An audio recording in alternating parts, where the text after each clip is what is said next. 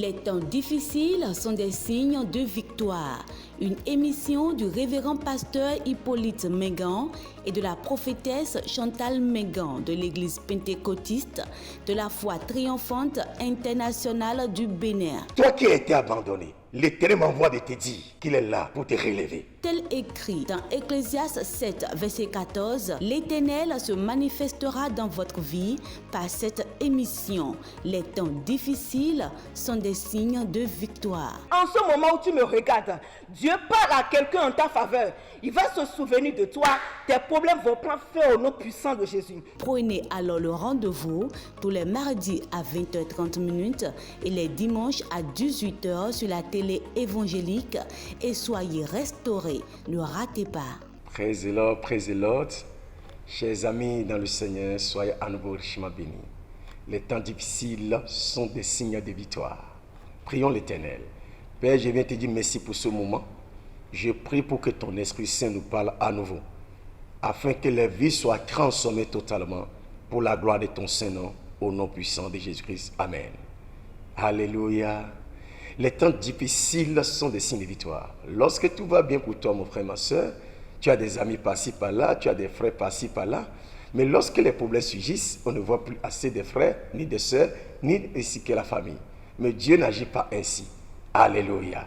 Mais Dieu a préparé un message pour nous tous. Écoutons la parole du Seigneur dans le livre de Jacques, chapitre 4 et le verset 8. Écoutons Dieu. Jacques 4, verset 8, il est écrit: approchez-vous de Dieu et il s'approchera de vous. Amen. La parole de Dieu nous fait comprendre quelque chose de très important ici. Et approchez-vous de Dieu, il s'approchera de vous. Est-ce que nous pouvons prendre une décision de s'approcher de Dieu?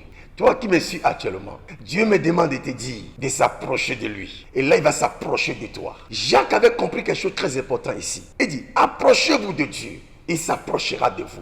Lorsque tu t'approches de quelqu'un, de jour en jour, c'est en ce temps que tu vas connaître qui est ce dernier. Et lorsque tu t'approches de Dieu, Dieu va s'approcher de toi. Oui. Lorsque tu t'approches de Dieu, certains caractères de ta vie, qui sont des mauvais caractères, Dieu va les dégager hors de ton être. Aujourd'hui, il y a une distance entre les chrétiens et Dieu. Lorsqu'il y a une distance entre toi et Dieu, il y a un problème. Gloire à Dieu. Écoutons la parole vivante. Nettoyez vos mains. Il dit nettoyez vos mains. Qui signifie quoi? Nous devons abandonner des attitudes qui ne sont pas dignes, qui ne sont pas agréables à Dieu. Tu as la Bible, mais cela ne veut pas dire que le ciel est garanti pour toi. Regardez la vie de Moïse. Dieu opérait des grands prodiges dans la vie de Moïse. Mais il y avait certaines choses dans la vie de Moïse que Dieu était contre. Et plus tard, lorsque Dieu avait dit à Moïse, frappe le rocher. Moïse a frappé le rocher combien de fois? 2 fois. Et Dieu a dit quoi? J'ai l'habitude de te parler ainsi. J'ai l'habitude de te dire ci et ça. Mais tu n'as pas pu obéir jusqu'à là. Et la terre promise était devant Moïse. Moïse n'a pas pu entrer dans la terre promise. Chers amis, voici le moment pour que nous puissions changer. Approchons-nous de Dieu. Nettoyons nos mains. Quels sont des péchés que nous commettons tous les jours? Étant enfants de Dieu. Quels sont des péchés que vous et moi nous commettons tous les jours? Combien de personnes que vous et moi nous avons gardées dans nos cœurs? Et nous avons la Bible à main. Et nous prêchons. Et nous prions. Et nous chantons. Et nous partons à l'église. Et nous jeûnons. Comment tu es en train de gêner en gardant les gens dans ton cœur? Quel jeûne que tu es en train de faire? Nettoyons nos mains, rendons-nous propres. Le ciel existe et l'enfer existe. Que le Seigneur Dieu vous bénisse. Nous vous aimons. Merci. Shalom, shalom. You guys are welcome again to our broadcast. The difficult times are signs of victory. Let's pray. Father, we give you thanks because you are God and we are hearing your word. And let your mercy and your Holy Spirit give us impartation in the name of Jesus. Amen. Hello everyone again. I am here to make you understand, according to the word of God written in the book of James 4 verse 8, I read, that says, draw near to God and he will draw near to you.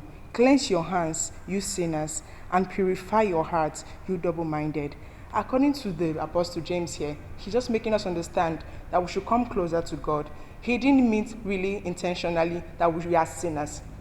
But all he's just saying that we should draw nigh to God so we can encounter the God of the Bible. Many of us are seeking men, are seeking thousands of things, but we are not seeking God. God is calling us into a deeper realm to experience, not to be prophets and apostles, but to know him for himself, that we should encounter God and know how he is. That is why he also said in the book of Hebrews 4 verse 16 that we should come boldly before the throne of grace, that we may obtain grace and mercy in time of need. God is calling us into a deeper realm to encounter him, not to seek thousands of things, but just to know him. Because when we put our face on him and when we seek him, we are attracting him to men and we are making men to see that he's indeed God. So my brothers and my sisters, I'm here to let you know that you should not seek thousands of things. The only one that you have to seek is God. And when you seek God, other things will be dragged to you. That is why it is written in the New Testament, in the book of Mark, and also in the book of James.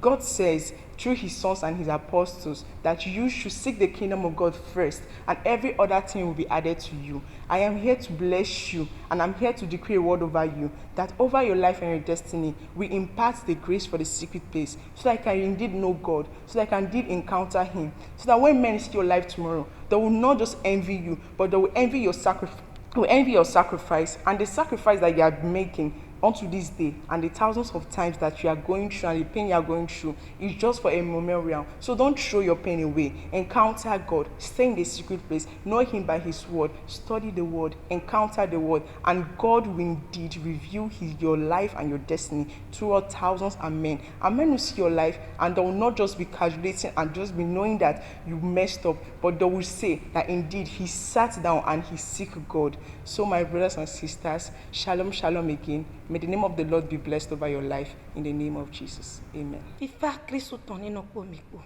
No vi sunu no vi nyon. Mi wa no vi wa mi ton. E nyi we no uve ton lẹ́yìn de kle do de jiton. No vi chu mi to ma don mi do. Wene no bi do ye kanji nu yo anado konton. Anado no vi sunu no vi nyon konton sa po keke. Lo ni tagbale ton. Me bi no chago ikuto bo no chometo.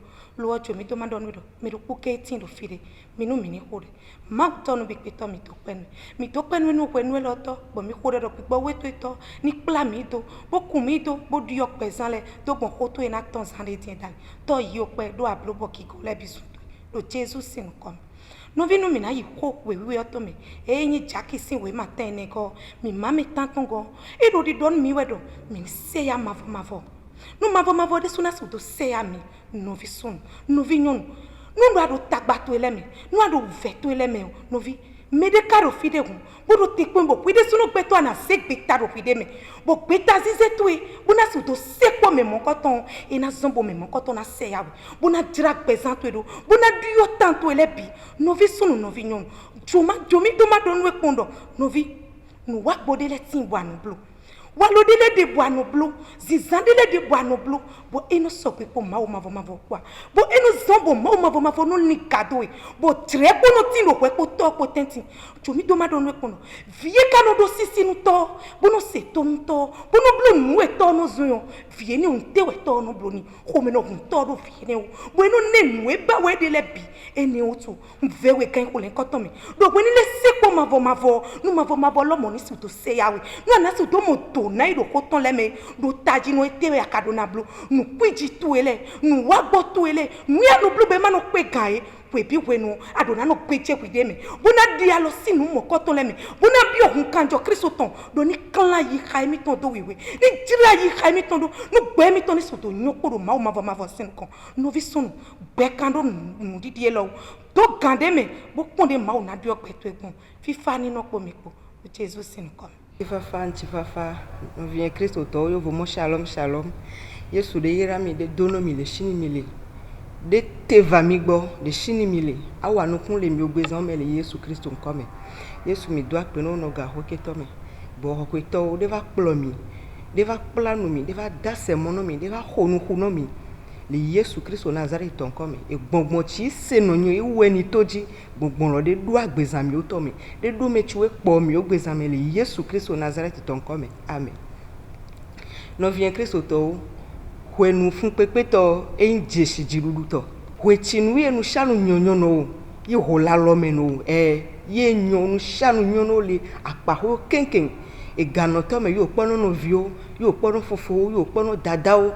eganotɔ me wòkpɔnɔ dakore nɔ eganotɔ me wòkpɔnɔ xɔmo keŋkeŋ gbɔnɔ damenu metsi wa kɔ wo do dzi wa kɔ wo do dzi metsi wa nana ŋkɔ wa na ŋkɔ metsi wa bubɔ kɔnɔ abubɔ kɔnɔ metsi wo enyi ganɔ tsã yi wò ɖa ɖe ŋu ya va wo gbɔ abubɔ nɔ tsã eganotɔ me wòva nɔ yi va bu nɔ bɔ nɔ wo metsi wo yi ɖe nyɔ ko ɖo sa o eganotɔ me o tenɔ va me gbɔ metsi wo xɔ nɔ nuko metsi ɖe dzi me wò ɖa yi ŋkɔ même ɔ ketɔ keŋkeŋ eganotɔ me o tenɔ va me gbɔ ya bɔ do nu parce que wa enusianu nyɔnyɔ no me vɔ nɔ galɔ va xɔ inusianu va dunyɔ enɔ ya me siame va kanɔ gbe ɖe me le ne ekpɔ godo kpɔ ɖe akpɔ me ɖe o ekpɔ ŋkɔ ɖe akpɔ me ɖe o ekpɔ ɖusi ekpɔ mi kpɔ ɖe akpɔ me ɖe o o ma nɔ wa mɔnɔ ganɔtɔ va dziwo dziɔ ye kpɔ dziɔ akpɔ me tsi da xexe gbɛlɔ keŋkeŋ ya va lɔgɔ no na me siame tasi wɔ yɛ ɖa tasi wo ɖe kpɔ gbe ɖo yi nyi mawu le mawu dome yi nyi mawu le blema nu enu tse wa nukunu tse wa le blema o nukunu nɔtɔ li egbe ya wɛ la o gbezame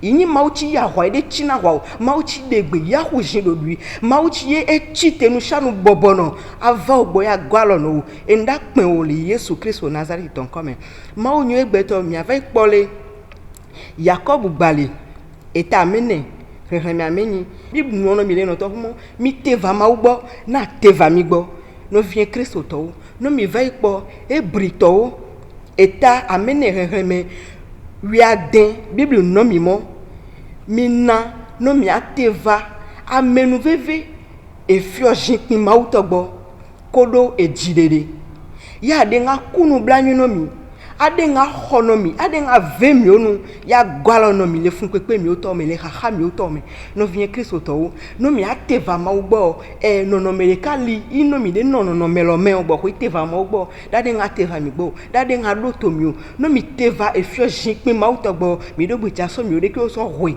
mi ɖo gbetsi anyamo mi ɖe nye ame kɔ le mawu ŋkuvi me o mi ɖo gbetsi anyamo mi ɖe nye ame tsi me o mi ɖo gbetsi anyamo nuvɔ wɔatɔwo mi nyi agɔdzelawo mi nyi miwo nu vɔwo sugbɔ le mawu ŋkuvi me yi miava to hɔehɔe gbɔngbɔn me asɔ miwo ɖe ki woasɔ hoe anyamu nu vɔ wɔatɔwo mi nyi abiɔ sɔsɔ ke mawu do nu vɔ tso mi wa tame ŋutsuwo mi wawo agɔtsiwo mi dze le nyanyame manyamanyame yi ɖe kɔ le mawu ŋkuvi me o mi ɖo gbetsi ava gbɔ asɔ nɔ tɔn keke asɔ dasɛ ni asɔ miwo ɖe ki wosɔ hoe ele ta dzi nɔvie kristotɔwo mi ɖo gbetsi asɔ miwo ɖe ki wosɔ hoe le mawu ŋkuvi me ye va me gã wo gbɔ ya va biɔ ŋɖe yi yi nɔnɔme tsi me ye nɔ yi va gbɔ mɛ nɔ enɔ ɖɔ me lɔ si hanya tsã nɔnɔmetɔwo ya dɔ asɔ dzonɔ o wo ɖe asɔ dzonɔ o nɔnɔmetɔwo ya nya yi ta ɖo ye va ko nɔnɔme ame hɔhɔetɔ me isɔ ɖe ki sɔ hoe inyamɔ yi ɖe nyi ɖe ke le me lɔ ŋkuvi me o mehunɔtɔ ɖe aku nublanui na o yi ŋtsi dzikɔ ɖe asɔ asɔ na o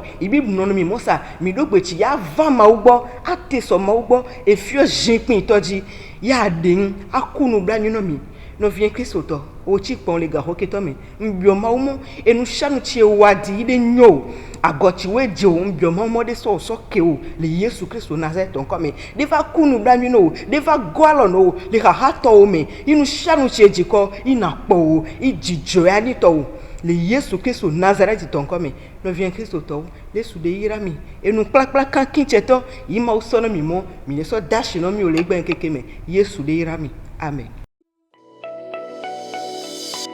Les temps difficiles sont des signes de victoire. Une émission du révérend pasteur Hippolyte Mengan et de la prophétesse Chantal Mengan de l'église pentecôtiste de la foi triomphante internationale du Bénin. Toi qui as été abandonné, l'Éternel m'envoie de te dire qu'il est là pour te relever. Tel écrit dans Ecclésiaste 7, verset 14, l'Éternel se manifestera dans votre vie par cette émission. Les temps difficiles sont des signes de victoire. En ce moment où tu me regardes, Dieu parle à quelqu'un en ta faveur. Il va se souvenir de toi. Tes problèmes vont prendre fin au nom puissant de Jésus. Prenez alors le rendez-vous tous les mardis à 20h30 et les dimanches à 18h sur la télé évangélique et soyez restaurés. Ne ratez pas.